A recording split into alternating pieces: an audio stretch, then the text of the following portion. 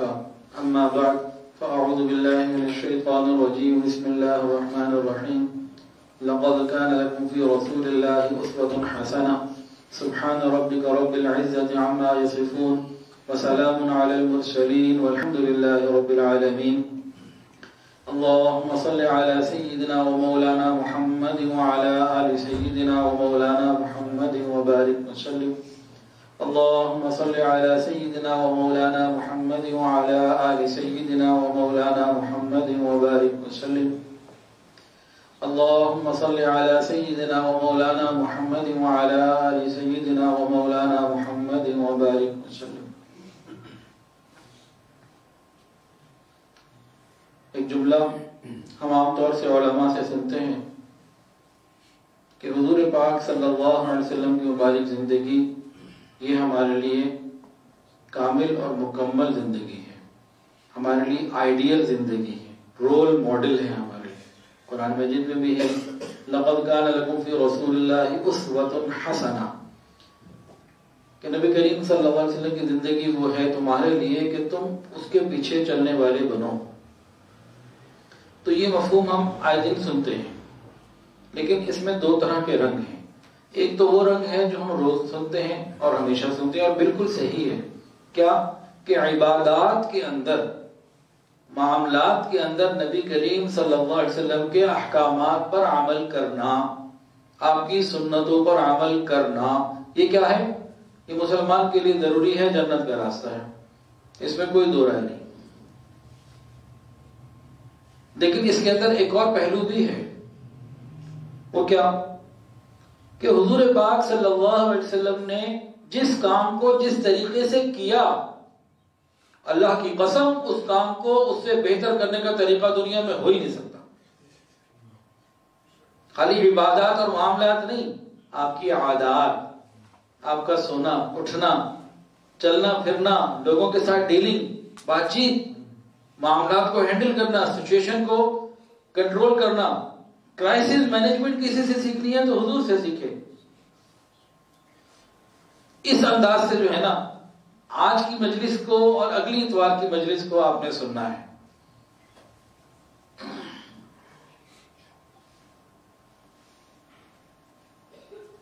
آج کی اور اگلی جو مجلس ہے اس کا عنوان کیا ہے؟ Slip management.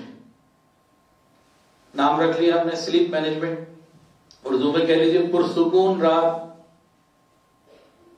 اب یہ کیا ہے کہ نبی علیہ السلام کی چند باتیں میں بھی آپ کو بتاتا ہوں، 10-12 باتیں. ان 10-12 باتوں کی ڈیفینیشن میں ان کے اندر کیا کچھ خزانے چھپے ہوئے ہیں، کافروں نے لاکھوں نے کروڑوں نے اربوں روپے اس پہ لگا دیے، اور وہ ریسرچ کر کر کے کہاں پہنچ رہے ہیں جہاں رسول اللہ صلی اللہ علیہ وسلم 1400 سال پہلے ہیں. یہ ریسرچ مسلمان نوجوانوں کو کرنی چاہیے تھی، یہ مجھے اور آپ کو کرنی چاہیے تھی جو آج کافر کر رہا ہے. لیکن آج کا مسلمان نوجوان اگر علماء سے محبت رکھے، اور میں پوری ذمہ داری کے ساتھ ایک بات کر رہا ہوں، اور آج کے اور اگلے بیان میں آپ کو اس کی وضاحت بھی مل جائے گی انشاءاللہ. آج کا نوجوان اگر حضور پاک صلی اللہ علیہ وسلم کی مبارک زندگی کے عادات کو پکڑے رکھے اور اس پر ریسرچ کرے اور امت کے سامنے اور دنیا کے سامنے لے کر آئے کہ آج جتنی بھی میڈیکل سائنس کی ریسرچ ہے، معاشرتی علوم کے اندر، نفسیات کے اندر، یا اور بھی جہاں بھی، وہ جب کسی فائنل ریزلٹ پر پہنچتے ہیں تو وہ ریزلٹ حضور پاک صلی اللہ علیہ وسلم کی سنت ہی ہوتی ہے، یا آپ کا کوئی قول ہوتا ہے، یا آپ کا کوئی عمل ہوتا ہے. یہ بڑی مزیدار بات ہے. لیکن ہمارا نوجوان کہاں لگا ہوا؟ ایک بات آج تو میں بیان کر رہا ہوں، میں نے دیکھی تو یہ 10-12 سال پہلے تھی. شرم آتی تھی بات کرتے ہوئے کہ یار اس کو میں کیا بات کروں، کیسے بات کروں، حیا آتی تھی. لیکن آج بہرحال بیان کر رہا ہوں کہ اب بہت زیادہ کام خراب ہو گیا ہے. میں ایک دفعہ ایک مارکیٹ سے گزر رہا تھا، ایک نوجوان ٹی شرٹ پہنا ہوا تھا اور بڑے سٹائل میں جا رہا تھا، یہاں لکھا تھا FBI سینے کے اوپر. اب FBI کا نام پڑھ کے تو بندہ چونکتا ہی رہا کہ بھائی کیا ہوا. تو پھر میں نے اسے جب غور سے دیکھا تو نیچے تفصیل بھی لکھی ہوئی تھی اب آپ کے ذہن سے FBI میں کیا آیا جی بتائیں؟ اچھا آپ کے ذہن میں تو یہی آنا تھا، ہم نوجوان تو نہیں، نہ سفید داڑھی والے، وہاں بڑا ہی بیہودہ جملہ لکھا ہوا تھا، فیمیل باڈی انسٹرکٹر۔ اب نوجوان اگر شیطانی شہوانی خیالات کو چھوڑ کر ذرا اس طرف آئے نا، پھر دیکھیں کہ کیا تبدیلی ہماری زندگی میں آتی ہے۔ ہم خود بھی اللہ اور اس کے رسول کے ساتھ رشتہ جوڑنے والے بنیں گے اور دنیا بھی آئے گی۔ ایک اور بات سن لیجئے، یہ میرا دعویٰ سمجھ لیجئے، آج ہمارے معاشرے میں موٹیویشنل اسپیکرز بہت کچھ بتاتے ہیں کہ ہماری زندگی کیسے اچھی ہے اور آسان گزرے، اس میں مسلمان بھی ہیں اور غیر مسلم بھی۔ میڈیکل سائنس کی بہت ساری ریسرچ اور دوسرے دنیا کے معاملات میں بہت ساری ریسرچ، یہ لوگ کہاں پہنچتے ہیں؟ آپ ان کے پوائنٹس کو پکڑ لیجئے اور اس کے بعد ان کو جمع کر کے قرآن اور حدیث میں ان کی اصل تلاش کیجئے، آپ کو مل جائیں گی، تقریباً مل جائیں گی۔ اب میں اپنی بات کی سپورٹ میں نا آپ کو ایک یہودی کی بات بتاتا ہوں۔ ایک کتاب ہے، اس کا نام ہے اکیگئی، کتاب کا نام بک ہے اکیگئی، اس کا نام ہے، مصنف کا نام ہے ہیکٹر گریشیا، یہودی ہے۔ اس نے کتاب لکھی ہے کہ ساؤتھ جاپان کا ایک جزیرہ ہے اوکیناوا، وہاں کے لوگوں کی صحت اچھی اور وہاں جو ایوریج ایج ہے نا وہ 100 پلس ہے، 100 سال سے زیادہ۔ ہمارے یہاں تو 60 سال بعد بس واپسی، تو وہاں 100 سال سے اوپر ہے۔ اس نے ریسرچ بھی کی اور اس کے بعد اس میں کچھ چیزیں لکھی ہیں۔ تو اس نے ایک بات لکھی ہے، کس نے لکھی ہے؟ یہودی نے۔ اس کتاب کا نام بھی بتا دیا۔ وہ یہ کہتا ہے کہ اچھی صحت کے لیے آپ کو ہفتے میں 2 دن روزہ رکھنا چاہیے، فاسٹنگ، ہفتے میں 2 دن وہ کہتا ہے روزہ رکھنا چاہیے، جو اس میں لکھا ہوا ہے۔ پوری کتاب نے اس نے یہ نہیں کہنا کہ کلمہ پڑھ لو، نہ اسے خود توفیق، لیکن اگر آپ اس کی اس ریسرچ پہ جائیں تو 1400 سال پہلے نبی علیہ السلام کی زندگی میں ملتا ہے ہر پیر و جمعرات کا روزہ۔ اور ساتھ اس نے ایک اور بات بھی کی ہے، اس نے کہا ایک تو روزہ کھانے پینے سے رکنے کا نام ہے نا کہ آپ 14-15 گھنٹے 18 گھنٹے کچھ نہ کھائیں تاکہ صحت مند رہیں، ہفتے میں 2 دن ایسے ہونے چاہیے اچھی صحت کے لیے۔ ساتھ یہ کہتا ہے کہ ٹیکنالوجیکل فاسٹنگ بھی ہونی چاہیے، ٹیکنالوجی سے بھی 2 دن کا روزہ ہونا چاہیے۔ کہتا ہے ہفتے میں 2 دن ایسے ہوں آپ نہ موبائل کو ہاتھ لگائیں، نہ انٹرنیٹ کو ہاتھ لگائیں، نہ فیس بک کو، نہ سوشل میڈیا کو، ہفتے میں 2 دن آپ اس سے بھی دور رہیں اچھی صحت کے لیے۔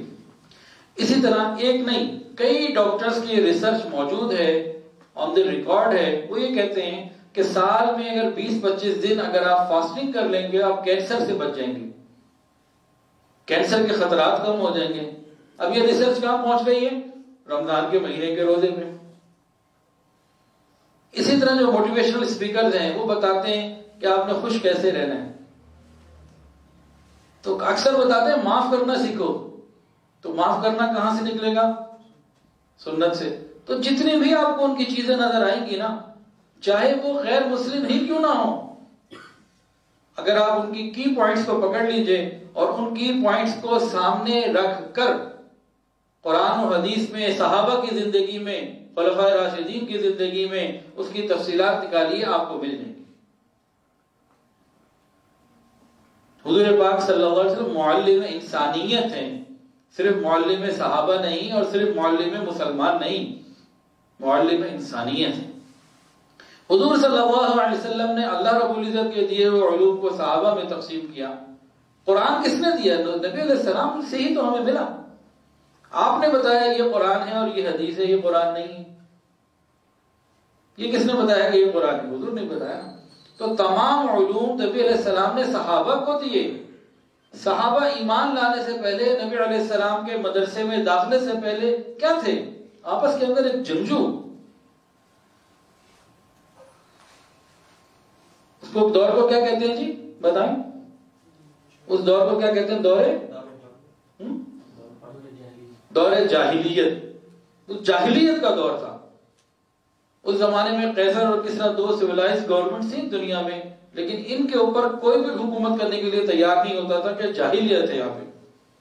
پھر نبی علیہ السلام نے وہاں علم دیا جو اقراء سے شروع ہوا، اور پھر اس علم سے صحابہ نے سیکھا، اور پھر صحابہ سے ساری دنیا نے سیکھا۔ آج بھی جو صحابہ کے طریقے پہ چلے گا وہ کامیاب ہوگا، قیامت تک جو صحابہ کے طریقے پہ چلے گا وہ کامیاب ہوگا۔ حکومتی زندگی سیکھنی ہے، خلفاء کرام کی زندگی سے سیکھیے۔ رعایا کیسی ہو، صحابہ سے سیکھیے کہ خلفاء کی موجودگی میں وہ رعایا کیسے تھی۔ عام مسلمین کے حقوق کیسے ادا کیے جاتے ہیں، خلفاء راشدین سے سیکھیے۔ جزیہ دے کر غیر مسلموں کے حقوق کیسے ہے، یہ آپ کو مسلمانوں سے ملے گا۔ مواصلات کا نظام، امن و امان کا نظام، عدل و انصاف کا نظام، عورتوں کے حقوق اور جنگی مہارت اور ہنرمند صحت مند معاشرہ، یہ ساری چیزیں، اس کی ساری بنیادی چیزیں آپ کو دور صحابہ میں مل جائیں گی۔ ہم چھوڑ بیٹھے یہ ہماری بدنصیبی ہے، ہم چھوڑ بیٹھے یہ ہماری بدنصیبی ہے، ورنہ ہمارے پاس بہت کچھ ہے۔ تو آج کا نوجوان اگر اس بات کو بنیاد بنا کر، اپنا سبجیکٹ بنا کر ریسرچ کریں کہ جس کام کو رسول اللہ صلی اللہ علیہ وسلم نے جس انداز سے کیا ہے، اس کام کو اس سے بہتر کرنے کا طریقہ ہو ہی نہیں سکتا۔ اس کو بنائیں، under line idea, central idea یہ لیں، اور اس کے بعد نبی علیہ السلام کی زندگی پہ غور کریں اور امت کو بتائیں، دنیا کو بتائیں کہ حضور کیا تھے۔ اب چند باتیں نبی کریم صلی اللہ علیہ وسلم کی گھر میں داخل ہونے اور سونے سے متعلق 10-12 باتیں ہیں، ان کو سن لیجئے۔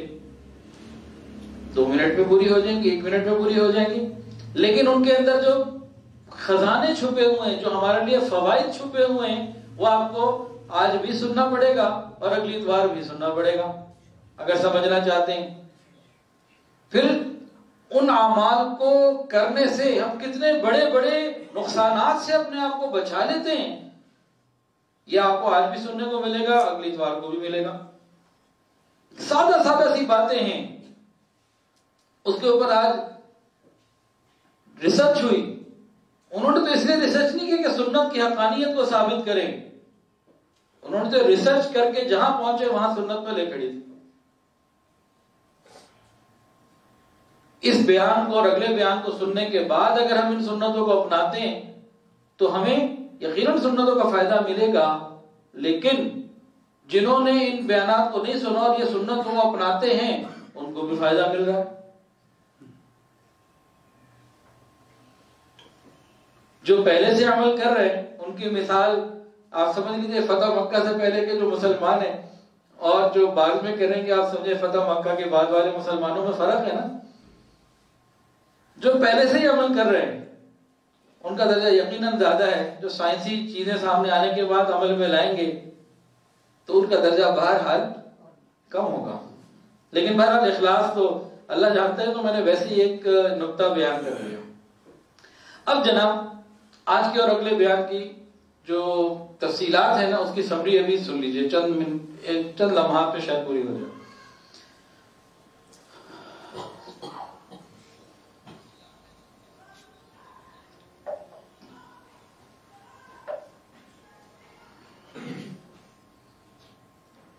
یہ 10-12 چیزیں ہیں جو نبی علیہ السلام کا روز گھر آتے تھے اور روز ہوتی تھی، لیکن اس کی تفصیلات کے لیے 2 گھنٹے چاہیے سمجھنے کے لیے کہ ان کے اندر کون کون سے خزانے ہیں۔ بتا دو جی؟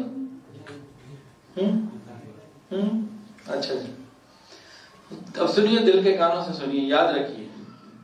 حضور پاک صلی اللہ علیہ وسلم جلدی گھر آتے تھے، مسکراتے چہرے کے ساتھ آتے تھے، سلام میں پہل کرتے تھے، گھر آنے کے بعد مسواک کیا کرتے تھے، گھر والوں سے دل لگی کی اور خوشی کی باتیں کیا کرتے تھے، رات کو سونے سے پہلے وضو کیا کرتے تھے، مسواک کیا کرتے تھے،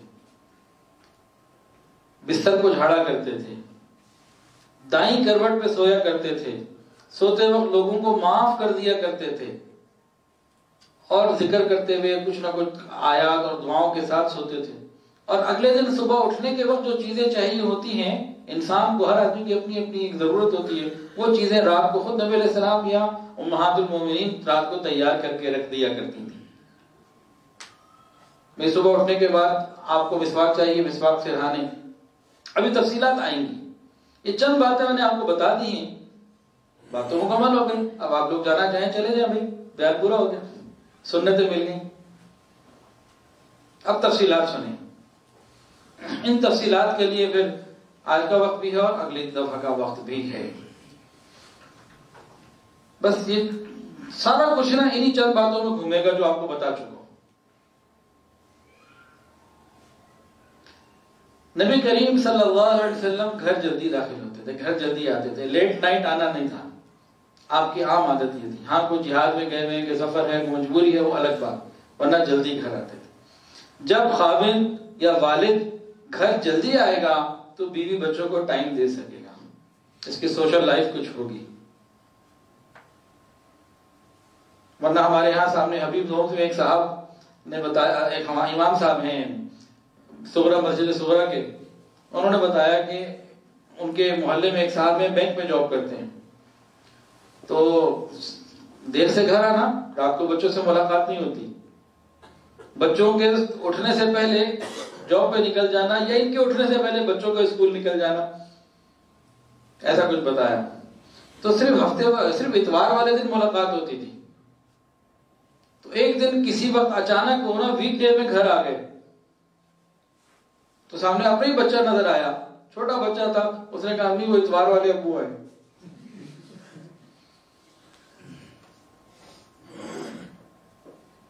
تو جو جلدی گھر آئے گا تو پھر بچہ یہ تو نہیں کہے گا نا اتوار والے ابا آ گئے، تو روزانہ والے ابا ہونے چاہیے. تو جلدی گھر آنا ایک سنت ہے. اب آپ اپنے بچوں کو بھی ٹائم دیں گے، بیوی کو بھی ٹائم دیں گے، اپنی جان کو بھی ٹائم دیں گے، تو اس سنت کے اندر خیریں نکل رہی ہیں. دوسری سنت کیا بتائی تھی؟ گھر میں مسکراتے ہوئے داخل ہونا. کیا مطلب؟ جو باہر کی کاروباری اور دوسری ٹینشنیں ہیں، لین دین کے معاملات ہیں، ان سب کو باہر گھر کے دروازے پہ چھوڑ کے آنا. اگر دکان ہے کسی دکاندار کی جو شٹر ڈاؤن کرے تو وہ ساری پریشانیاں بھی دکان کے اندر ہی رہنے دیں.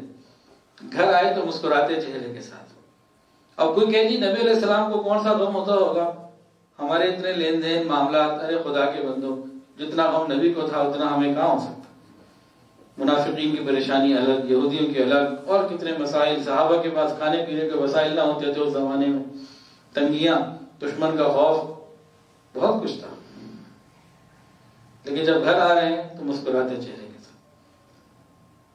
گھر جب خاوند آئے اور مسکراتے چہرے کے ساتھ آئے تو پھر آگے بہاریں ہوں گی کہ نہیں ہوں گی. اور پھر گھر آنے کے بعد دوسری بات، گھر والوں کو سلام میں پہل کرنا، سلام کرنا. خاوند مسکراتا ہوا داخل ہو، والد ہے مسکراتا ہوا داخل ہو اور سلام کرے بچوں سے، خاوند بیوی سے، سب ایک دوسرے کو سلام کریں. کیسی محبتیں ہوں گی ابتدائی سلامتی کے ساتھ.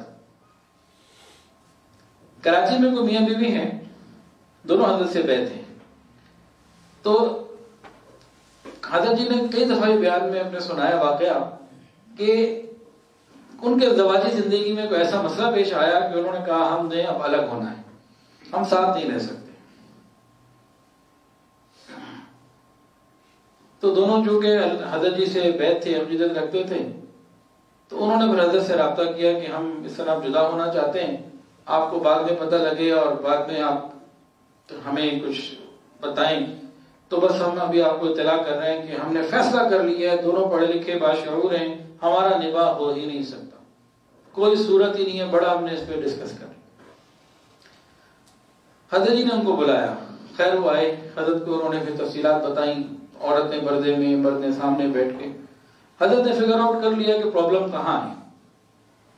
کوئی کاروباری مسائل تھے، دکان سے جب گھر آتا تو ٹینشن لے کے آتا، بیوی دیکھتی اترا ہوا منہ ہے، یعنی میں اسے پسند نہیں ہوں، تو شیطان اپنا کام کرتا کہ گھر آتا ہے تو اس کا موڈ بنا ہوتا ہے، تو گویا میں اسے پسند نہیں، وہ اپنی سوچوں میں، یہ اپنی سوچوں میں. حضرت نے ان دونوں کو کہا کہ بھئی آپ اپنی علیحدگی کے اس فیصلے کو 6 مہینے کے لیے مؤخر کر دیں، اور میں آپ دونوں کو ایک کام بتاتا ہوں، وہ آپ کریں، پھر دیکھیں، پھر مجھے بتائیں. انہوں نے کہا حضرت ویسے تو ہم طے کر چکے ہیں، ہمارا نباہ نہیں ہو سکتا، لیکن آپ بڑے ہیں تو مان لیتے ہیں بات، کیا کرنا ہے بتائیے، ہم کرتے ہیں. حضرت نے خاوند کو کہا کہ دیکھو تم جب گھر میں داخل ہو مسکراتے چہرے کے ساتھ داخل ہو اور سلام کرو. بیوی کو کہا جب خاوند گھر آئے تم نے بھی مسکرا کے جواب دینا ہے، سلام کا جواب محبت سے دینا ہے، یہ کام کرو۔ ان دونوں نے کہا جی ٹھیک ہے ہم یہ کر لیں گے۔ دیکھنے میں تو عام سی بات ہے، سادہ سا عمل ہے، لیکن چند ہی دنوں کے بعد انہوں نے حضرت کو فون کر کے کہا کہ ہم نے وہ علیحدگی والا فیصلہ ختم کر دیا ہے، اب تو ہم ہنی مون کنڈیشن میں دوبارہ آ گئے۔ جب خاوند مسکراتا ہوا داخل ہوگا، توجہ دے گا، وہ مسکرا کے جواب دے گی، تو پھر آگے باہر کیوں نہ ہوگی؟ تو حضور پاک صلی اللہ علیہ وسلم کی بارک سنت گھروں کو بچا رہی ہے۔ پھر ایک اور بات بتائی تھی، کیا ذرا بتائیں؟ ایک تو بتایا تھا نا جلدی گھر میں جلدی آنا، سلام میں پہل کرنا، مسکرانا، مسواک بعد میں، اس سے پہلے کیا ہے؟ گھر میں داخل ہوتے وقت دعاؤں کا پڑھنا، مسواک بھی آئے گی، اس پہ بھی آتے ہیں انشاءاللہ۔ اس کے بعد نیکسٹ مسواک کا نمبر۔ گھر میں داخل ہوتے ہوئے دعائیں مانگنا۔ کون سی دعا؟ اللہم انی اسألک خیر المولد و خیر المخرج، بسم اللہ ولدنا بسم اللہ خرجنا وعلی اللہ ربنا توکلنا۔ آسان، آیت الکرسی پڑھ لیں۔ یہ ایک عمل اور بتا دیتا ہوں، بہترین وظیفہ ہے انشاءاللہ، اللہ رب العزت اس کی برکت سے گھر میں داخل ہونے کی دعاؤں کی فضیلت بھی ملے گی اور رزق میں بھی برکت ہو جائے گی۔ جب گھر میں داخل ہوں، بسم اللہ والصلاۃ والسلام علی رسول اللہ، اللہم صلی علی سیدنا و مولانا محمد وعلی آل سیدنا و مولانا محمد وبارک وسلم۔ اعوذ باللہ من الشیطان الرجیم، بسم اللہ الرحمن الرحیم، قل هو اللہ احد اللہ الصمد لم یلد ولم یولد ولم یکن له کفوا احد۔ یہ چار چیزیں کر لیں، زیادہ ٹائم نہیں لگتا۔ بسم اللہ، درود شریف، بسم اللہ، درود شریف اور سورہ اخلاص اور سلام کرنا، یہ چند چیزیں کر لیں تو مسئلہ آسان ہو گیا۔ اللہ تعالیٰ مہربانی فرمائے۔ بسم اللہ الرحمن الرحیم، درود شریف اور یہ سورہ اخلاص کا پڑھنا اور سلام کرنا، چار چیزیں، گھر والوں کو سلام کرنا، اس سے انشاءاللہ رزق میں برکت ہوگی۔ اب کیا ہے اس کے اندر فوائد؟ کیا ہیں فوائد؟ یہ ہیں کہ برکتوں کے ساتھ داخل ہوگا بندہ۔ دوسرا کیا، ایک بہت بڑے نقصان سے انسان بچے گا۔ حدیث کے اندر آتا ہے جب بندہ اپنے گھر میں داخل ہوتا ہے اور اللہ کا ذکر نہیں کرتا تو شیطان اس کے ساتھ داخل ہو جاتا ہے، اپنی اولاد کو بھی بلائے، آ جاؤ آ جاؤ، گھر میں ٹھکانہ مل گیا، آج رات اچھی گزرے گی، آ جاؤ، وہ سب کو بلا دیتا ہے۔ اب یہ لوگ شیطان کے ساتھ رات گزارتے ہیں اور شیطان کی پوری ایک پلٹن ساتھ گزارتی ہے رات گھر میں۔ اب جب گھر میں داخل ہوں گے تو کیا ہوگا شیطان کے ساتھ؟ اب بیوی کو دیکھتے ہی نا تیوریاں چڑھ جائیں گی، غصہ آ جائے گا۔ کئی نوجوان ہیں کہتے ہیں حضرت گھر کے باہر بالکل ٹھیک ہوتے ہیں، گھر آتے ہیں بیوی کو دیکھتے ہی غصہ چڑھ جاتا ہے۔ ہاں جی، ہوتا ہے جی ایسا؟ آپ تجربہ بتا رہے ہیں مشاہدہ بتا رہے ہیں؟ جی تجربہ بھی مشاہدہ۔ اچھا، دونوں۔ وہ کہتے ہیں جی گھر میں آتے ہی جو ہے نا بیوی کو دیکھتے غصہ چڑھ جاتا ہے۔ تو گھر کے باہر گلاب کا پھول ہوتے ہیں اور گھر کے اندر کریلے نیم چڑے بن جاتے ہیں۔ جب شیطان ساتھ آ رہا ہے تو یہ تو سب کچھ ہونا ہے۔ اچھا، اسی بات کو ایک دوسرے انداز سے سمجھیں۔ آپ گھر میں رات کو داخل ہوں اور محلے کے 10-12 اوباش لڑکوں کو رات کو گھر میں لے آئیں تو کیا خیال ہے، رات کو گھر میں سکون ہوگا یا فساد ہوگا نا؟ یاد رکھیے، یہ 10-12 محلے کے اوباش لڑکے ہمارے گھر میں مل کر بھی وہ وقت فساد نہیں بچا سکتے جو ایک شیطان اکیلا بچا سکتا۔ تو کیا منع؟ گھر میں داخل ہوں اور اگر ہم نے کوئی دعا نہ پڑھی، آیت الکرسی نہ پڑھی، تو پھر ہم محلے کے 10-12 شیطانوں سے، محلے کے 10-12 اوباش لڑکوں سے بڑے ان کے سردار شیطان کو ساتھ لے کر آ رہے ہیں۔ تو اس سنت پر عمل کرنے سے وہ باہر۔ اسی طرح جب انسان کھاتا پیتا ہے تب بھی یہی معاملہ ہے۔ اللہ اکبر کبیرہ۔ اگلی سنت کیا ہے جی؟ حضور صلی اللہ علیہ وسلم کو، حضور پاک صلی اللہ علیہ وسلم جب گھر تشریف لاتے تو مسواک کیا کرتے تھے۔ جب گھر میں داخل ہوتے مسواک کرتے، رات کو سوتے وقت الگ مسواک، گھر میں داخل ہونے کے بعد الگ مسواک، سرہانے مسواک ہوتی تھی، صبح اٹھنے کے بعد الگ مسواک، ہر نماز کے لیے الگ مسواک، دن رات میں اتنی مرتبہ آپ مسواک کا استعمال کیا کرتے تھے، صرف صبح شام والی کوئی بات نہیں۔ اچھا اب ایک بات بتائیں، اگر کسی نے صرف دن میں 2 مرتبہ دانت صاف کرنے ہو تو صبح کا ٹائم زیادہ بہتر ہے یا رات کا؟ رات کا۔ میڈیکل سائنس سے ڈاکٹروں نے پہلے شروع میں کہا تھا کہ صبح دانت صاف کیا کرو، پھر ان کو اور ریسرچ ہوئی، سمجھ آئی، انہوں نے کہا نہیں رات کو بھی کیا کرو، پھر مزید ریسرچ کے بعد انہوں نے کہا رات کا زیادہ اہم ہے، پھر اس کی وجوہات بتائی انہوں نے۔ کیا وجہ بتائی؟ انہوں نے یہ کہا کہ انسان جب کھانا کھاتا ہے نا تو کچھ پارٹیکل جو ہے نا کھانے پینے کے اجزاء وہ اندر رہ جاتے ہیں فوڈ کے، وہ پھر لاکھوں بیکٹیریا میں تبدیل ہو جاتے ہیں۔ اگر انسان دانت صاف نہ کرے تو اندر رہتے ہیں۔ دن میں انسان کا منہ بار بار کھل رہا ہے، بند ہو رہا ہے، کچھ کھا پی رہا ہے، بات کر رہا ہے، کوئی نہ کوئی مصروفیت ایکٹیویٹی ہے، تو ان بیکٹیریا کو فنکشن کرنے کا کم ٹائم ملتا ہے بنسبت رات کے۔ کچھ کھایا، کوئی خاص طور سے چاکلیٹ یا کوئی ایسی میٹھی چیز کھا لی، اب اس کے فوڈ پارٹیکل اندر ہیں، غذائی اجزاء اندر رہ گئے، اب یہ سو گئے۔ اب چند گھنٹے تک منہ بند ہے اور ان بیکٹیریا کو پورا فنکشن کرنے کا اور آپ کو بیمار کرنے کا پورا وقت ملتا ہے۔ وقت دیتا ان کو کون ہے؟ ہم خود دیتے ہیں۔ کیوں دیتے ہیں؟ مسواک نہ کر کے، برش نہ کر کے، پھر ہم دیتے ہیں۔ تو مسواک صرف صبح شام کا عمل نہیں ہے، دانت صاف کرنا نبی کریم صلی اللہ علیہ وسلم دن میں کئی مرتبہ یہ کیا کرتے تھے۔ تو ہم مسواک کی سنت کو اپنائیں، اس سے کیا ہوگا؟ دانت صاف رہیں گے تو جو غذائی اجزاء دانتوں میں رک جاتے ہیں وہ اندر جانے کے بجائے باہر نکلیں گے، بیکٹیریا بننے کے بجائے ہم صحت میں رہیں گے۔ تو بہت ساری بیماریوں سے حفاظت ہے مسواک کرنے میں، جسمانی بیماریوں سے بھی اور روحانی بیماریوں سے بھی۔ ایک حدیث سنیے اور دل کے کانوں سے سنیے۔ نبی کریم صلی اللہ علیہ وسلم نے ارشاد فرمایا کہ تم مسواک کیا کرو، دانت صاف رکھا کرو۔ تم سے پہلے بنی اسرائیل کے مردوں نے مسواک چھوڑ دی تھی، ان کی عورتیں زنا میں مبتلا ہو گئی تھی۔ مسواک چھوڑی مردوں نے، بے حیائی میں مبتلا ہوئی عورتیں۔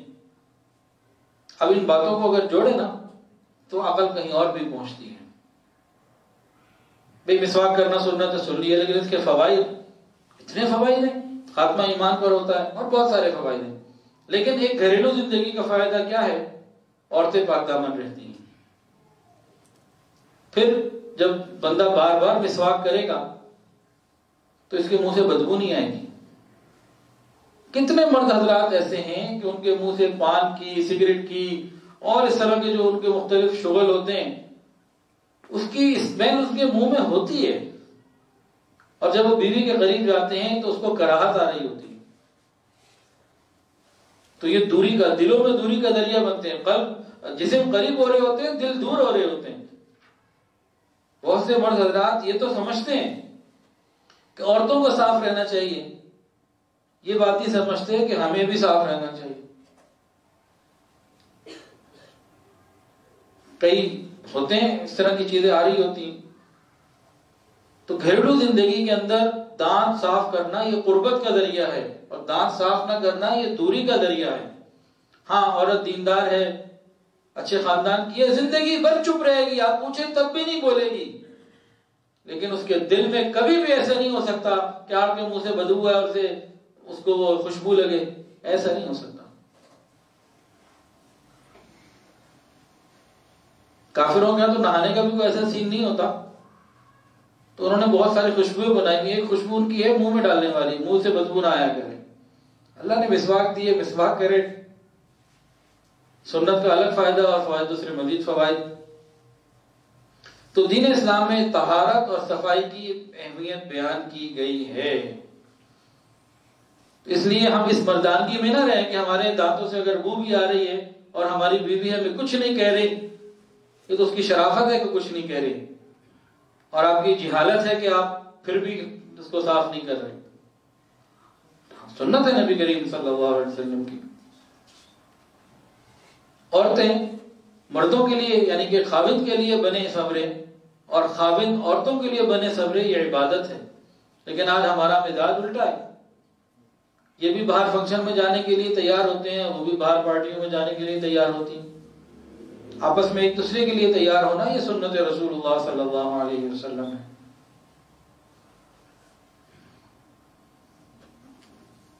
نبی کریم صلی اللہ علیہ وسلم جو کھانا کھایا کرتے تھے دائیں ہاتھ سے کھاتے، بسم اللہ پڑھ کے کھاتے، بیٹھ کے کھاتے، اپنے سامنے سے کھاتے۔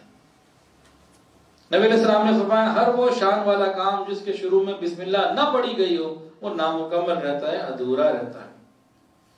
حدیث کے اندر آتا ہے جب بندہ گھر میں داخل ہوتا ہے اللہ کا نام لیتا ہے، کھانا کھانے لگتا ہے اللہ کا نام لیتا ہے تو شیطان باہر رہ جاتا ہے۔ انسان کھانا کھاتے ہوئے بسم اللہ الرحمن الرحیم پڑھنا بھول جائے، بغیر بسم اللہ کے کھانا کھا لے، شیطان حدیث کے مطابق ایسے کھانے کو اپنے لیے حلال سمجھتا ہے اور ساتھ کھانے میں شریک ہوتا ہے۔ اب اس کے نقصانات کیا ہوتے ہیں بسم اللہ بھول جانے کے؟ ایک نقصان تو سنت سے محرومی، دوسرا نقصان اس حدیث میں سن لیجئے، شمائل ترمذی کی روایت ہے، حضرت ابو ایوب انصاری رضی اللہ عنہ فرماتے ہیں کہ ہم لوگ ایک دن نبی کریم صلی اللہ علیہ وسلم کے ساتھ موجود تھے، کھانا پیش کیا گیا، کئی لوگ تھے، ہم کھانا کھا رہے تھے، شروع میں اتنی برکت تھی کہ میں حیران تھا، اللہ اتنی برکت، اور آخر میں اتنی بے برکتی آئی، پھر میں حیران ہو گئی، اللہ اتنی بے برکتی، تو میں بڑا پریشان ہوا۔ میں نے نبی علیہ السلام سے پوچھا یا رسول اللہ یہ کیا بات ہے؟ کہتے ہیں ہم نے پوچھا یا رسول اللہ بتائیے، تو حضور صلی اللہ علیہ وسلم نے فرمایا کہ ہم لوگوں نے جب کھانا کھانا شروع کیا تھا تو اس وقت ہم لوگ جتنے موجود تھے سب نے بسم اللہ الرحمن الرحیم پڑھی، برکت تھی، ہم کھا بھی رہے تھے اور برکت نظر آ رہی تھی، کم نہیں ہو رہا، جتنا کھایا جا رہا ہے اتنی کمی نہیں آ رہی۔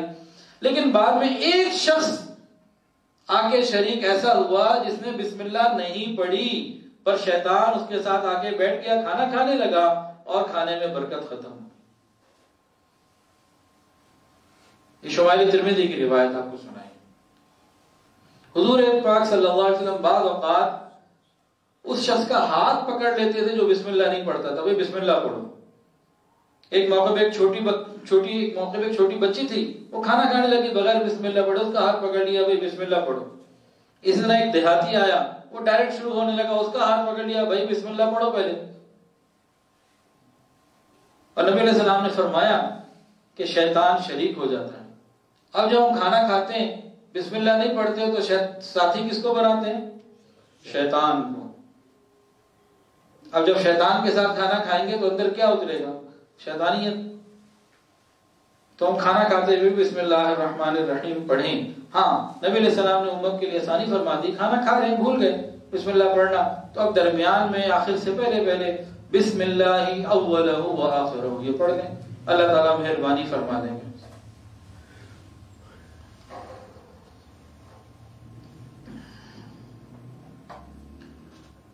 نبی کریم صلی اللہ علیہ وسلم کے ہاں ایک بڑا زبردست قسم کا ڈرنک، بڑا مزیدار ڈرنک تھا، آپ اور صحابہ کرام اس کو بڑے شوق سے، بڑی رغبت سے لیا کرتے تھے۔ جیسے آج ہم پیپسی اور اس طرح کی چیزیں لیتے ہیں نا، مختلف قسم کے ڈرنکس، تو دور صحابہ میں بھی ایک ڈرنک تھا جس میں کوئی سائیڈ ایفیکٹ نہیں، برکت ہی برکت، بلکہ اعصابی قوت کے لیے بہترین، پورے جسم کے امیون سسٹم کو انہانس کرنے کا ایک بہترین ذریعہ، نو سائیڈ ایفیکٹ۔ اور کسی کو کسی قسم کی جسمانی کمزوری ہے، کسی بھی قسم کی، ذہنی ہے، قلبی ہے، اعصابی ہے، کسی بھی قسم کی، مرد ہے عورت ہے، سب کے لیے انتہائی مفید یہ مشروب ہے۔ اس کا نام ہے نبیذ، نون با یا اور زال، نبیذ اس کا نام ہے۔ کیسے بنتی ہے پتہ ہے جی کسی کو؟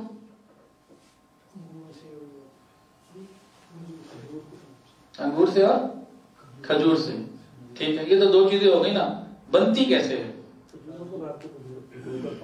کھجور کو رات کو بھگو کے پانی میں ڈال دیں، پھر کیا کریں؟ ہاں جی بالکل ٹھیک۔ نبیذ کا طریقہ کیا ہے؟ رات کو بھگو لیں تو صبح استعمال کر لیں، صبح بھگویں تو رات کو استعمال کر لیں۔ پانی کے اندر 3، 5 یا 7 کھجوریں ڈال دیں۔ 3، 5، 7 کی تعداد طاق اس لیے کہ اللہ تعالیٰ کو طاقت پسند ہے، تو 3 یا 5 یا 7 کھجوریں ڈال دیں، رات کو صبح پی لیں، صبح کو بھگو بھی ہے تو رات کو پی لیں۔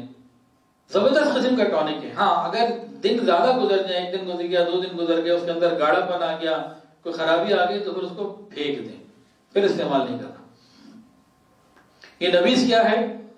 یہ امیون سسٹم کو بڑھانے والا ڈرنک جس کا سائیڈ ایفیکٹ کوئی نہیں، اور ساتھ ہی ساتھ حضور پاک صلی اللہ علیہ وسلم کی مبارک سنت۔ تو ہم رات کی چائے اس کو بنا لیں، رات کی جو ہے نا کھانا کھانے کے بعد ایک ڈرنک چڑھانی کہ بھی پیپسی ضرور پینی ہے،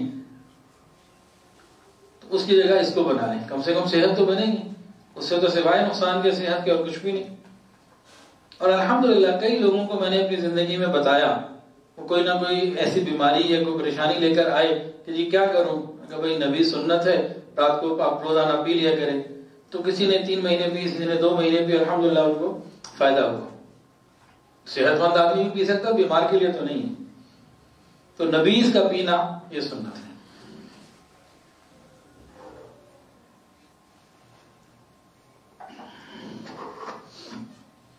اچھا بھائی، ہم میں سے پرسکون زندگی کون چاہتا ہے؟ پرسکون رات کون چاہتا ہے؟ سارے ہی چاہتے ہیں۔ تو سنیے، قرآن مجید نے 3 چیزوں میں سکون بیان کیا ہے، میں 3 آیات پڑھوں گا، تینوں کے اندر سکون کا ذکر اللہ تعالیٰ نے کیا ہے۔ گویا آپ کہتے ہیں آپ کو سکون چاہیے، اللہ تعالیٰ بتاتے ہیں یہاں سکون موجود ہے، پڑھ لو اور سمجھ لو۔ ذرا سنیے، وَمِنْ آيَاتِهِ أَنْ خَلَقَ لَكُم مِّنْ أَنفُسِكُمْ أَزْوَاجًا لِتَسْكُنُوا إِلَيْهَا۔ پہلا کیا بیان فرمایا؟ میاں بیوی میں سکون، بیوی کے اندر سکون اللہ نے رکھا۔ میاں اور بیوی آپس میں تعلق یہ سکون کا ذریعہ ہے۔ ایک بات ہو گئی۔ دوسری بات، وَاللَّهُ جَعَلَ لَكُم مِّن بُيُوتِكُمْ سَكَنًا، اللہ نے گھر کو سکون کی جگہ بنایا۔ بیوتکم، تمہارے گھر یہ سکون کی جگہ ہے۔ اور تیسری بات، هو الذی جعل لکم اللیل لتسکنوا فیہ، اور اس نے وہ ذات ایسی ہے، اس نے رات بنائی تاکہ تم سکون حاصل کرو۔ تو 3 چیزوں میں سکون آیا نا قرآن کے اندر۔ کون سی 3 چیزیں بھی بتائیں؟ میاں بیوی اور گھر اور رات۔ ان تینوں کو جوڑے تو کیا بنتا ہے؟ یہ جو خاوند حضرات ہیں ذرا غور کریں۔ شاندار، یہ صحیح سمجھدار آدمی۔ ان تینوں چیزوں کو جوڑیں تو ہر آدمی کو سمجھ میں آ گئی ہوگی کیا کہنا چاہ رہا ہوں۔ جو خاوند رات کو اپنے وقت پہ صحیح وقت پہ بیوی کے پاس موجود ہے، اس کو سکون کا ایک حصہ مل گیا۔ اور تینوں سکون کیسے مل گئے نا؟ جو رات کو اپنے گھر میں اپنے بیوی بچوں کے پاس ہے تو پرسکون ہو گیا، لیکن جو رات کو گھر میں نہیں ہے، کہیں باہر ہے، سکون سے دور ہے۔ سکون رات میں تھا، یہ باہر گزار رہا ہے، گھر میں نہیں گزار رہا، بے سکونی۔ سکون گھر میں تھا، یہ باہر ہے تو بے سکونی۔ سکون بیوی کے پاس ہے، یہ کہیں اور منہ مار رہا ہے، بے سکونی۔ تو جو شخص اپنے گھر میں اپنے بیوی بچوں کے پاس رات کو موجود ہے، یہ پرسکون زندگی گزار رہا ہے۔ بات سمجھ میں آ گئی کہ نہیں آئی؟ یہاں اسی میں اور دیکھیں، اب یہ جو ہے نا موبائل، اس نے کوئی عجیب و غریب معاملہ کر دیا ہے جی۔ رات کو میاں صاحب گھر پہ تو موجود ہیں، لیکن اس کے ساتھ لگے ہوئے ہیں، تو سکون ہوگا ان کا کہ نہیں ہوگا؟ قرآن مجید کی ان 3 آیات کو سامنے رکھیں، جو رات کو بیوی بچوں کو چھوڑ کر موبائل پہ لگا ہوا ہے، اس کو تو سکون نہیں ہو سکتا، اس کو چھوڑنا پڑے گا۔ ہاں، ضرورت کا استعمال ٹھیک ہے، ضرورت کے استعمال کا مسئلہ نہیں ہے۔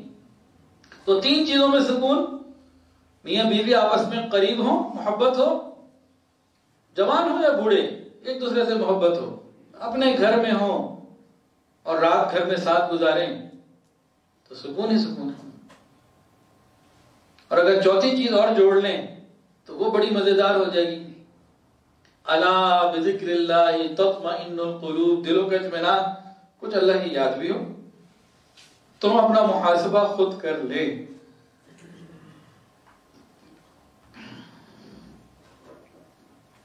ہمارے یہاں تو بعض گھروں میں کیا ہوتا ہے، ایک نوجوان تھا نا، وہ اپنے گھر آتا، اس کی بھی شادی نہیں ہوئی تھی، جب گھر آتا تو یا اللہ تیرا شکر ہے، اللہ کا شکر تھا، یا اللہ تیرا شکر ہے، الحمدللہ اللہ میں گھر آ گیا۔ صبح جب گھر سے باہر نکلتا تو باہر نکل کے دروازے سے ہی اللہ اپنی حفاظت میں رکھنا، پناہ میں رکھنا، باہر جا رہا ہوں، گھر سکون کی جگہ میں باہر جا رہا ہوں، اللہ حفاظت میں رکھنا۔ اللہ کی شان، اس کی کچھ عرصے بعد شادی ہو گئی، اور شادی کے کچھ عرصے کے بعد اس کی دعا بالکل بدل گئی۔ اب رات کو گھر آتا، یا اللہ اپنی حفاظت میں رکھ، اللہ اپنی پناہ میں رکھتا، گھر آ گیا، اور جب صبح گھر سے نکلتا، یا اللہ تیرا شکر ہے میں باہر نکل گیا۔ تو دونوں طرح کی زندگیاں ممکن ہے بھائی۔ تو سکون تو اللہ نے آپس میں میاں بیوی محبت سے رہے تو اس کے اندر اللہ نے سکون کو رکھا ہے۔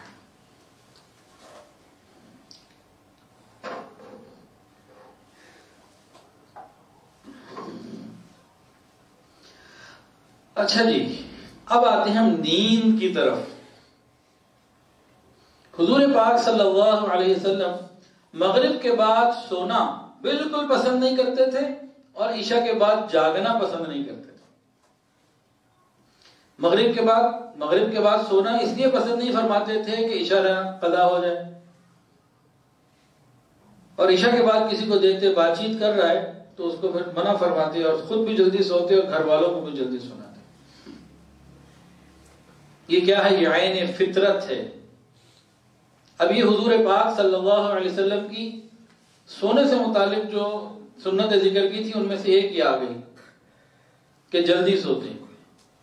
دوسری کیا تھی؟ دائیں کروٹ پہ سوتے۔ اس کو ہم انشاءاللہ اگلے اتوار کو بیان کریں گے، کیونکہ اسی میں اندر اتنی چیزیں ہیں، اتنی ریسرچ ہے کہ آج یہ پوری یہی ہو جائے تو بڑی بات ہے۔ جلدی سونا یہ سنت رسول اللہ صلی اللہ علیہ وسلم ہے اور عین فطرت ہے۔ دیر سے سونا یہ خلاف سنت بھی ہے اور خلاف فطرت بھی ہے۔ وہ جو شروع میں نے دعویٰ کیا تھا نا کہ جس کام کو جناب رسول اللہ صلی اللہ علیہ وسلم جس طریقے سے کیا وہ کام اسی طریقے سے سب سے اچھا ہو سکتا ہے، اس کے علاوہ کسی اور طریقے سے اچھا ہو ہی نہیں سکتا۔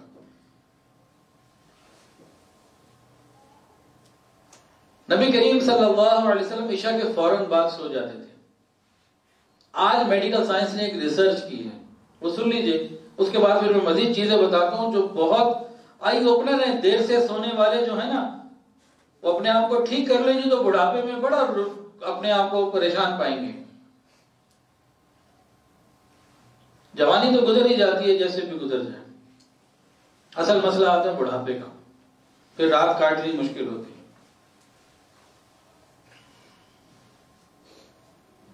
میڈیکل سائنس کے ریسرچ کے مطابق رات کو 9 بجے سے لے کے 12 بجے تک کا جو وقت ہے نا، اس میں انسان اگر سوئے گا تو 1 گھنٹہ 3 گھنٹے کی نیند کے برابر ہوگا، اور انسان اپنی نیند کی ضروریات کا 80% 9 سے 12 کی نیند کے درمیان پوری کر لیتا ہے، جو فطری ضرورت ہے۔ 12 سے لے کے 2 بجے تک کی جو درمیان کی نیند ہے، لکھتے ہیں میڈیکل سائنس والے کہ اچھی گہری نیند ہوتی ہے، اور یہ 1 گھنٹہ پورے 1 گھنٹے کے برابر ہوتا ہے، اور انسان اپنی فطری جو ریکوائرمنٹس ہے نیند کی اس کا 20% 12 سے 2 میں پوری کر لیتا ہے۔ پھر میڈیکل سائنس کے مطابق رات 2 بجے سے لے کے صبح 5 بجے تک کا جو وقت ہے، اس میں انسان کے پھیپھڑوں میں آکسیجن خوب آتی ہے، اور اس کو بہت دوسرے آگے آئیں گے انشاءاللہ تفصیلات میں آپ کو سناؤں گا۔ وہ کہتے ہیں یادداشت کا بہترین وقت ہے، پڑھنے کا، پڑھانے کا، یادداشت کے لیے بہترین وقت ہے، اور کہتے ہیں کہ 5 بجے کے بعد سونا یہ نقصان دہ ہے، اور دن کا سونا کہتے ہیں کہ دن میں 3 گھنٹے سوئے یہ رات کی 1 گھنٹے کی نیند کے برابر ہے۔ تو یہ پوری نیند کی انہوں نے تفصیل بیان کی۔ اس تفصیل کو سمجھ لیجئے اور نبی کی زندگی کی نیند کو دیکھ لیجئے تو ساری ریسرچ کر کے پہنچے کدھر؟ نبی کے قدموں میں۔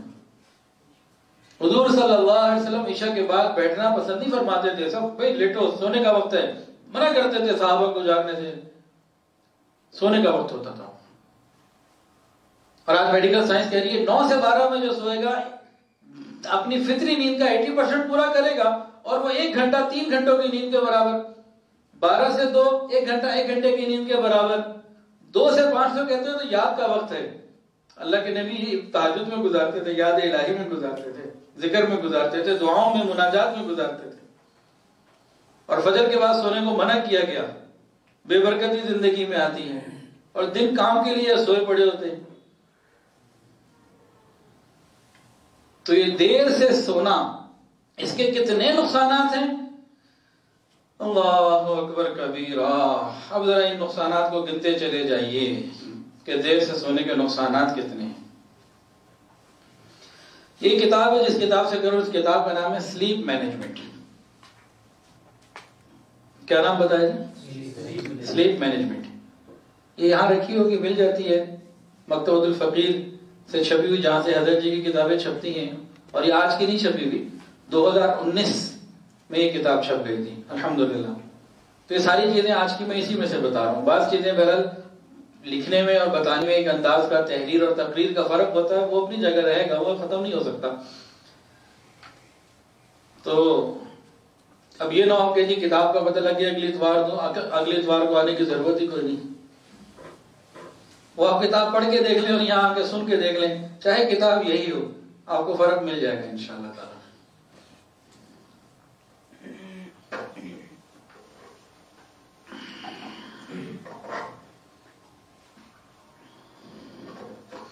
ہاں جی، دیر سے سونے کے نقصانات اب گننا شروع کر دیجئے۔ ایک نقصان تو یہ ہے کہ فجر کی نماز قضا ہو جاتی ہے۔ دوسرا نقصان یہ ہے کہ تہجد کی نماز قضا ہو جاتی ہے۔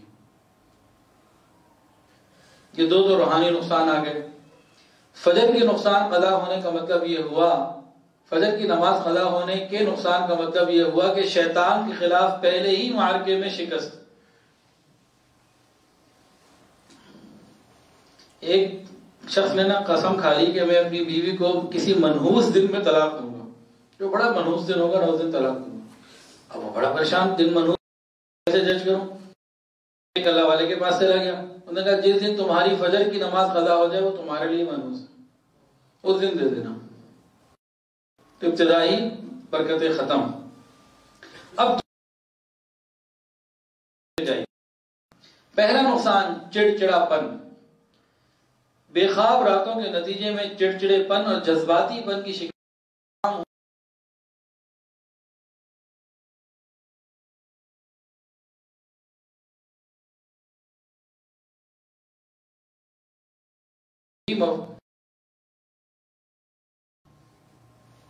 دیر سے سونے کے چڑچڑا پن آ جاتا ہے، منفی جذبات۔ نقصان نمبر 2، سر کا درد۔ دیر سے سونا، جو دیر یعنی کہ ساری رات بھی نہ سونا، اس سے سر درد کی شکایت ہوتی ہے، اور بعض مرتبہ آدھے سر کے درد کی شکایت بھی ہوتی ہے۔ دوسرا نقصان آ گیا۔ تیسرا نقصان موٹاپا۔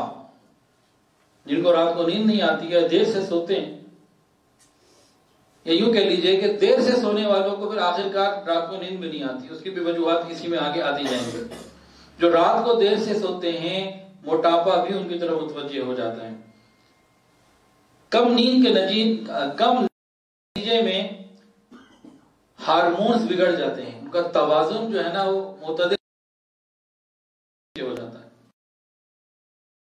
انسان کے اندر ہارمونک چینجز بہت ہیں۔ یہ ہارمون درجنوں قسم کے ہیں، کچھ خون کے اندر بہ کے آگے چلے جاتے ہیں، کچھ نالیوں میں چلتے ہیں، ان کو ڈک کی ضرورت ہوتی ہے، تو مختلف ٹائپس ہیں ان کی۔ تو جب نیند بگڑتی ہے تو بہت سارے ہارمونز بگڑتے ہیں اور بہت ساری ڈیزیزز ہمارے اندر آتی ہیں۔ یہ موٹاپا بھی اس میں ایک مسئلہ ہے۔ ہوتا کیا ہے، جب جسم کا ہارمونک نظام جو ہے نا وہ متاثر ہوتا ہے تو کھانے پینے کی اشتہا، خواہش بڑھتی ہے، خاص طور سے میٹھا کھانا اور چربی والی چیزیں، فیٹ کھانا۔ ایک تو یہ کام ہوتا ہے، اور دوسرا اپنی خواہشات پر کنٹرول کرنے کا جو انسان کا فطری نظام ہے وہ دیر سے سونے والوں کا کمزور ہو جاتا ہے۔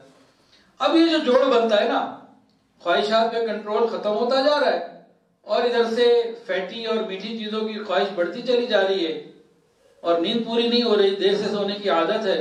اب کیا ہوگا؟ ظاہر سی بات ہے ویٹ بڑھے گا، اور تھکاوٹ کا احساس الگ۔ دیر سے سونے والوں میں تھکاوٹ کا احساس الگ۔ چوتھا نقصان، آنکھیں کمزور ہو جاتی ہیں، بینائی کمزور ہوتی ہے۔ دیر سے سونے والوں کے اندر جلدی کی آنکھوں کی کمزوری کی شکایات آ جاتی ہیں. جتنا وقت گزارتے ہیں بینائی میں خرابی کا امکان بڑھتا چلا جاتا ہے. 5واں نقصان امراض قلب، ہارٹ اٹیک اور دل کی جو بیماریاں ہیں یہ بھی دیر سے سونے سے اس کے چانسز بڑھ جاتے ہیں.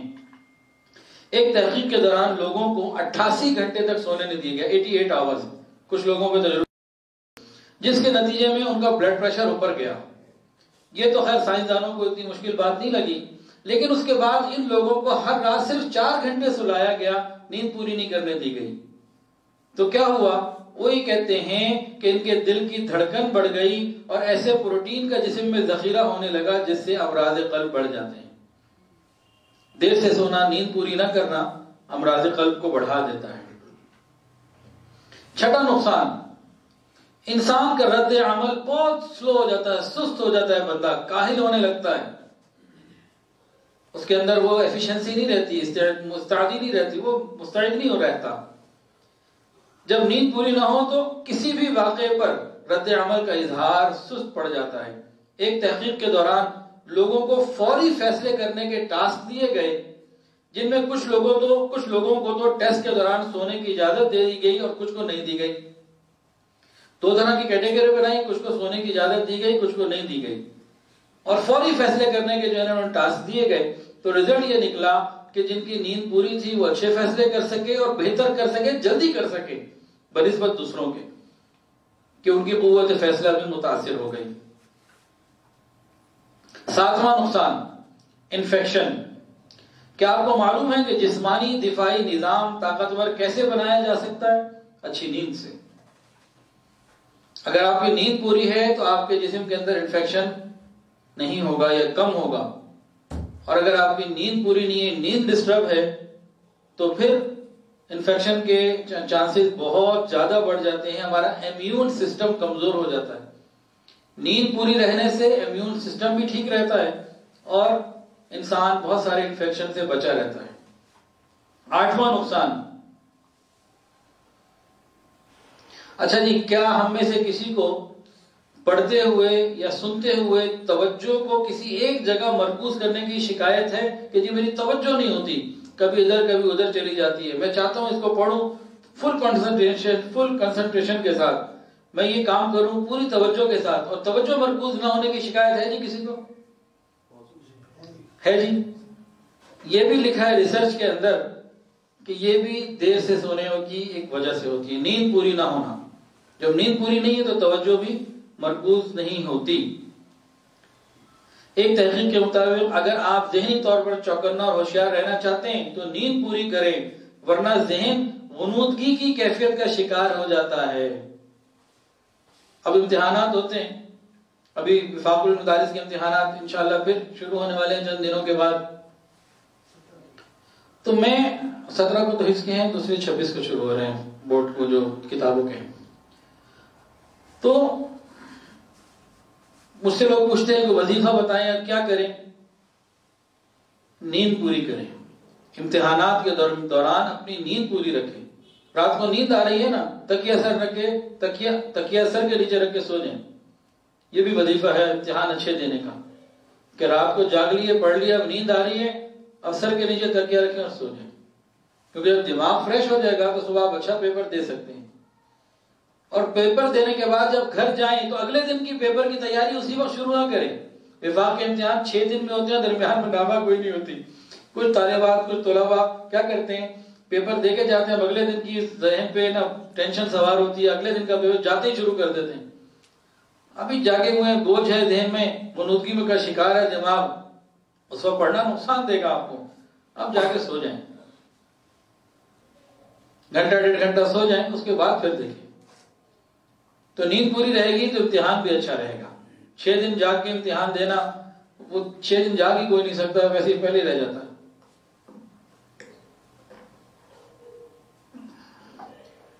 نقصان نمبر 9، 9واں نقصان، ویکسینیشن کا اثر کم ہو جاتا ہے. جو ویکسین کی جاتی ہے نا، یہ عام طور پر جسم میں اینٹی باڈیز کو پیدا کرتی ہے. جو کسی مخصوص وائرس کے خلاف کام کرے. تو جس کی نیند پوری نہیں ہوتی، ادھوری رہتی ہے، تو ویکسینیشن بھی اس کو پورا فائدہ نہیں دیتی، اور جو اینٹی باڈیز بنتی ہیں وہ اپنا کام نہیں کر پاتی. 10واں نقصان، بولنے میں مشکلات.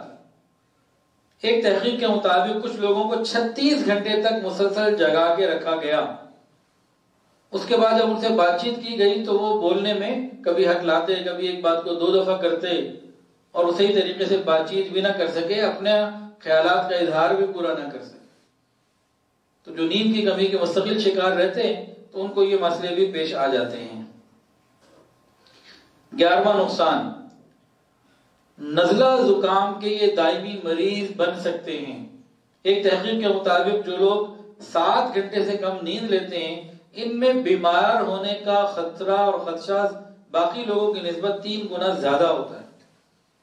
چھوٹا موٹا نزلہ زکام وہ ان کو گفٹ مل رہا ہوتا ہے. 12واں نقصان، پیٹ کے امراض. تحقیق میں بات لکھی ہے کہ معدے میں سوجن کے امراض نیند کی کمی کے نتیجے میں آتے ہیں. جب نیند کی کمی ہوتی ہے تو معدے میں سوجن پیدا ہو جاتی ہے نیند کی کمی کی وجہ سے. انسان اگر 7 گھنٹے یا 8 گھنٹے کی نیند لیتا ہے تو پیٹ کے امراض سے کافی حد تک یہ بچا رہتا ہے. 13واں نقصان، شوگر. شوگر کی 2 ٹائپس ہوتی ہیں. ٹائپ 1 یہ موروثی ہوتی ہے، اور یہ عام طور سے 25 سال کی عمر سے پہلے اکثر و بیشتر نظر آ جاتی ہے. اس کا اپنا امیون سسٹم اپنے ہی خلاف چل رہا ہوتا ہے. لیکن جو ٹائپ 2 ہے نا، یہ موروثی نہیں ہے. یہ ہمارے لائف سٹائل کی وجہ سے، اسٹریس کی وجہ سے، ڈپریشن کی وجہ سے، نیند کی کمی کی وجہ سے ہی آتی ہے. نیند کے دوران ہمارے جسم میں ایسے ہارمون پیدا ہوتے ہیں جو بہت ساری خرابیوں کو دور کر رہے ہوتے ہیں. شوگر کے اندر انسولین والے معاملات کو بھی مینیج کر رہے ہوتے ہیں. ایک تحقیق کے مطابق نیند کے دورانیے میں اضافہ ممکنہ طور پر شوگر کے خطرے کو کم کر دیتا ہے. اور ایک اور تحقیق میں کم سونے کو معمول بنانا یہ شوگر کو دعوت دینے کے مترادف ہے. 14واں نقصان، کینسر کے خطرات بڑھ جاتے ہیں. طبی ماہرین نے نیند اور کینسر ان دونوں کے درمیان جب تحقیق کی تو یہ بات سامنے آئی کہ ایک گھڑی تو یہ نا جو سامنے لگی ہوئی ہے، یہ بتا رہی ہے کیا ٹائم ہو گیا. ایک ہماری اندر بھی گھڑی ہے. وہ جو جسمانی گھڑی ہے اس کے اندر نظام میں جو اندر کا دفاعی نظام ہے اس کے اندر جو مداخلت ہوتی ہے اور خرابیاں پیدا ہوتی ہیں تو بریسٹ کینسر اور بڑی آنت کے کینسر کا خطرہ بڑھ جاتا ہے. 15واں نقصان، یادداشت کے مسائل.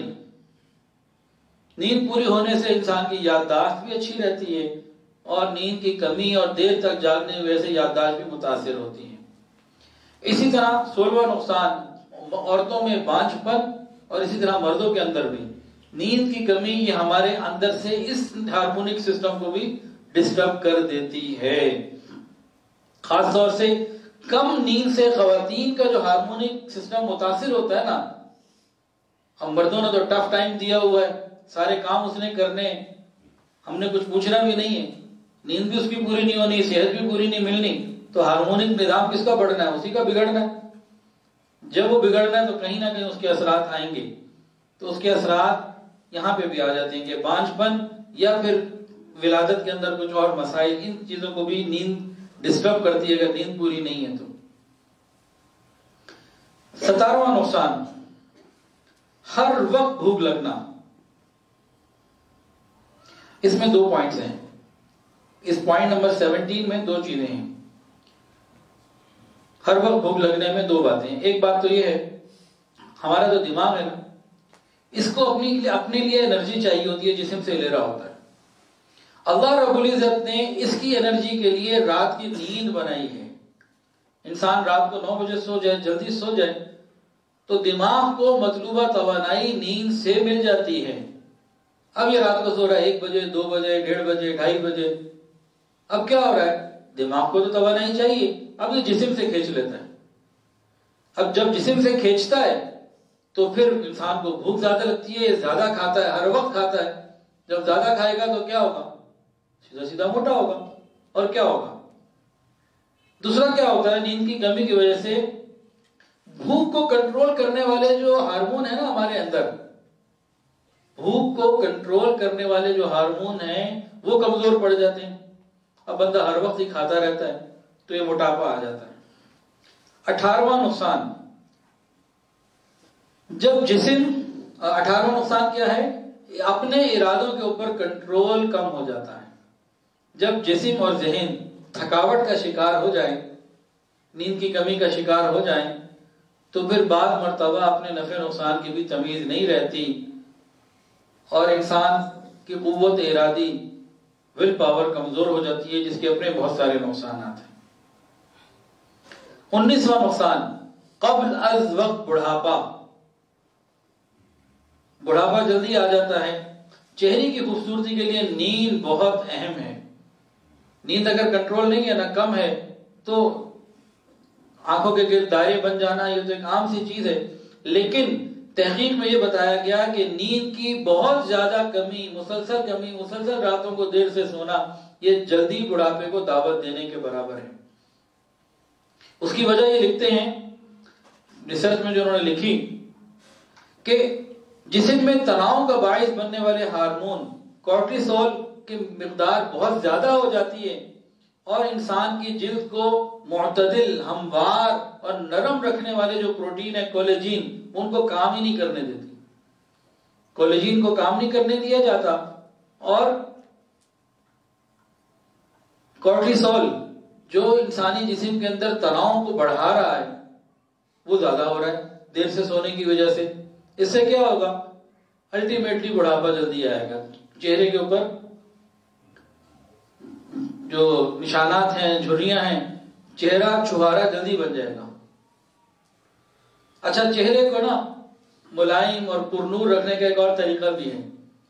اگر عورتوں کو پتہ لگ جائے نا، وہ تو بڑا اس کو استعمال کریں، بڑی اینٹی ایجنگ کریمیں استعمال کرتی ہیں اور بڑے وائٹنر کو چاہیے ہوتے ہیں، مختلف وائٹننگ کریمیں. دیکھیں یہ بھی ایک سائنسی تحقیق ہے، وہ ہمارے آج کے اس موضوع سے متعلق نہیں ہے، لیکن بہرحال سائنس یہ کہتی ہے کہ جو زیادہ دیر تک سجدے میں پڑا رہے گا، جتنی دیر سجدہ کرے گا، اس کا چہرہ اتنا ہی زیادہ سرسبز و شاداب ہوگا، چہرے پہ اتنی رعنائی ہوگی، اتنا ہی سکون ہوگا. اب اللہ والوں کے چہرے کو دیکھیں، محسوس ہوتا ہے. آخر سجدے میں کیا ہے بھئی؟ روحانیت تو یہ کہتی ہے کہ سجدہ کر اور قریب ہو جا، قرآن میں تو یہ آیا، اللہ کا قرب ملتا ہے. میڈیکل سائنس یہ بتاتی ہے کہ انسان کا جو دل ہے نا، یہ پورے جسم کے اندر بلڈ سرکولیشن میں کام آتا ہے، بلڈ کو پھینک رہا ہوتا ہے.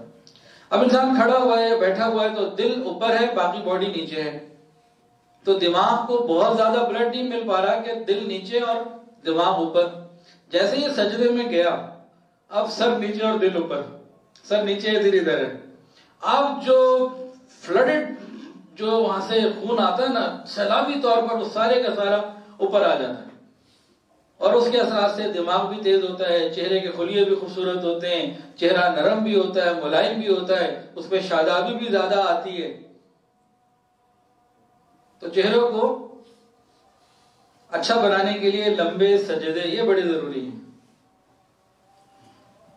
بہرحال اس نیت سے سجدہ نہ کریں کہ چہرہ خوبصورت ہو جائے، اس لیے لمبا سجدہ کریں کہ اللہ راضی ہو جائے، کیونکہ لمبے سجدے سے حضور پاک صلی اللہ علیہ وسلم کا پڑوس جنت میں ملتا ہے. یہ حدیث میں بات موجود، باقی چیزیں تو خود بخود آ جائیں گی. دیکھیں میڈیکل سائنس نے ایک طریقہ بتایا کہ چہرے کو شاداب کرنا ہے، لمبے سجدے کرو. ادھر اللہ نے کہا، اللہ کے حبیب صلی اللہ علیہ وسلم نے فرمایا کہ دیکھو جنت میں میرا پڑوس جاتے ہو، لمبے سجدے کرو. پونچھ سارے ادھر ہی رہتے ہیں، جب بھی چیک کر لیجئے. 20واں نقصان، تنہا ہونے کا احساس. ایک تحقیق میں بات دریافت کی گئی ہے کہ نیند کی کمی کے نتیجے میں نوجوان سماجی طور پر لوگوں سے گھلنے ملنے سے گھبراتے ہیں. وہ انہیں موبائل دے دو، الگ کر دو، دنیا کو چھوڑو. 21واں نقصان، الزائمز ڈیزیز جو ہے نا، دماغی امراض، یہ بہت زیادہ پیدا ہوتے ہیں نیند کا شیڈیول متاثر ہونے سے. کنفیوژن بڑھ جانا، بات کا بھول جانا، ایک بات کو بار بار پوچھنا، اس طرح کے جو الزائمز ڈیزیزز ہیں یہ بھی نیند کی کمی کی وجہ سے پیدا ہوتی ہیں۔ 22واں نقصان، ڈپریشن کا خطرہ بڑھ جاتا ہے۔ یہ بھی ایک تحقیق ہے کہ ناقص نیند کے نتیجے میں لوگوں کا مزاج چڑچڑے پن کی طرف تو جاتا ہی ہے، لیکن ڈپریشن کا خطرہ بھی بڑھ جاتا ہے۔ اسی طرح نیند کی کمی کی وجہ سے میاں بیوی کے اندر تناؤ بڑھتا ہے، جھگڑے بڑھتے ہیں اور علیحدگی تک نوبت پہنچ سکتی ہے، اس کی وجہ بھی نیند آ سکتی ہے۔ 23واں نقصان، مسلز کمزور ہو جاتے ہیں۔ نیند کی کمی کی وجہ سے ہارمونز کے نظام میں تبدیلیاں آتی ہیں اور جسم کے لیے مسلز بنانے اور کمزوری کو دور کرنا مشکل تر ہوتا چلا جاتا ہے۔ تحقیق میں دریافت کیا گیا کہ نیند کے دوران جسم میں نشو و نما بڑھانے اور نقصان کی مرمت کرنے والے ہارمون کا اخراج بڑھتا ہے، اور یہی وجہ ہے کہ فٹنس کے ماہرین بھی جسم بنانے کے شوقین افراد کو مناسب نیند کا مشورہ دیتے ہیں۔ انسان کے جسم کی جو توڑ پھوڑ ہوتی ہے نا سارا دن کام سے، ایکسرسائز سے، محنت سے، ہارڈ ورکنگ سے، یہ رات کو نیند میں اللہ تعالیٰ اس کو مکمل اس کی ریپیئرنگ کر دیتے ہیں، مکمل اس کا ایک نظام ہے فطرت کا، انسان تو بالکل دوبارہ ٹھیک ہو جاتا ہے۔ لیکن جب یہ سو ہی نہیں رہا یا دیر سے سو رہا ہے، نیند کی کمی کا شکار ہے، اب اس کے مسلز بھی کمزور ہوں گے، اور جب مسلز کمزور ہوں گے تو لازمی بات ہے بہت ساری چیزوں میں پھر اس کی زندگی کام متاثر ہوگی۔ تو یہاں تک تو نقصانات کا ذکر ہو گیا اور وقت بھی ہمارا آج کا مکمل ہو گیا۔ اب انشاءاللہ اگلی مجلس میں اس کو آگے لے کے چلیں گے۔ تو بہرحال جلدی سونا یہ سنت بھی ہے اور فطرت بھی ہے، دیر سے سونا یہ اپنے ہی خلاف بے شمار بیماریوں کو، پریشانیوں کو، تکلیفوں کو دعوت دینے کی مانند ہے۔ تو اللہ تعالی ہمیں حضور پاک صلی اللہ علیہ وسلم کی اس مبارک سنت یعنی جلدی سونے کی توفیق عطا فرمائے۔ آخر دعوانا ان الحمدللہ۔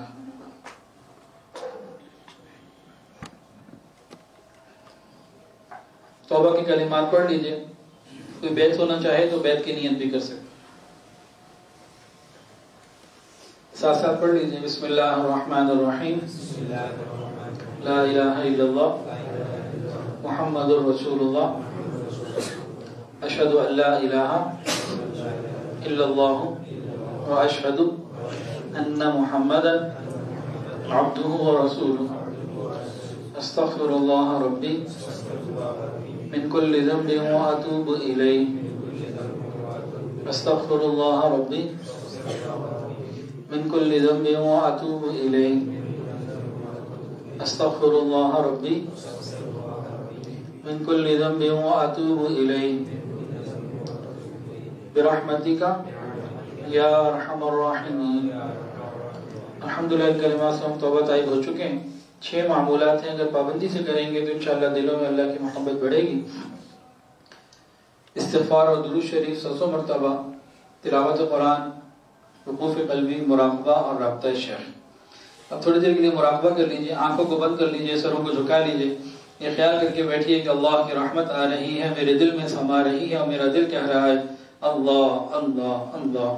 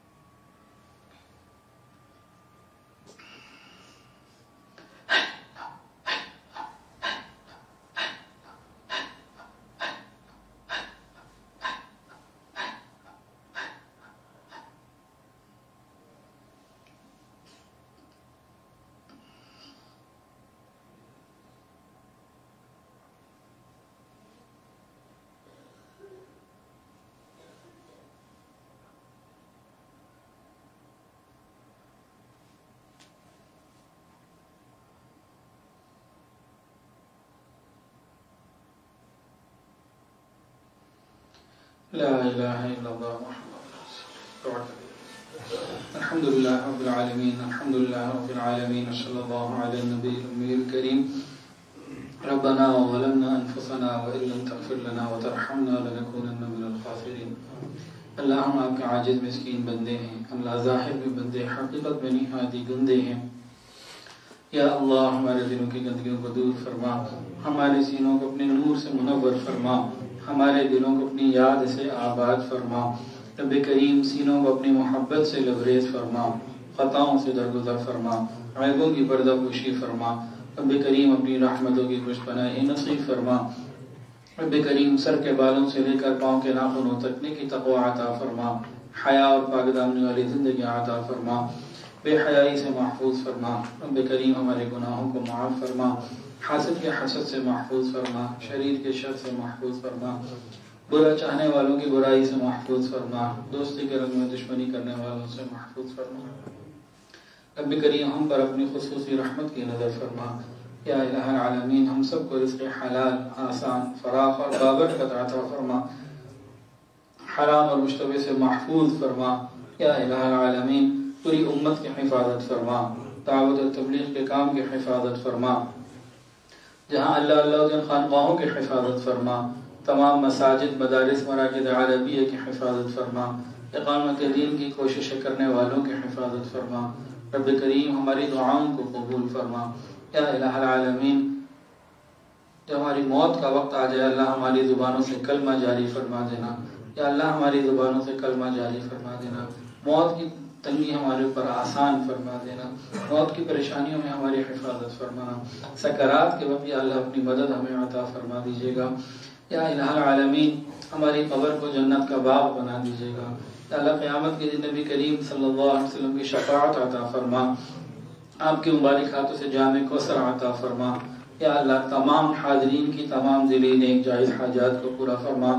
رب کریم ہم اور ہمارے گھروں میں جو بیمار ہیں شفا عطا فرما، جو پریشان ہیں پریشانیوں کو دور فرما.